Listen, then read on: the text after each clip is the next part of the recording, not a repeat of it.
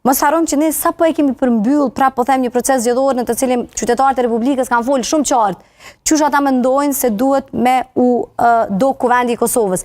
E mënyra se si duket kuvendi i Kosovës, siç e përmendi edhe kryeministri, pastaj na jep edhe mundësinë për me pas të drejtën me apliku si parti politike me një kandidat në raport me emrin e presidentit. A ka bërë mjaftueshëm lëvizja vendosje në zonja Feza për të shmangur zgjedhjet në raport me komunikimin me opozitën? Unë besoj që lëvizja vendosje ka qenë edhe proaktive, edhe e gatshme, edhe gjeneroze, në secilën fazë të këtij procesi, duke u munduar të bëjë një zgjidhje dhe të dalim nga kjo blokadë.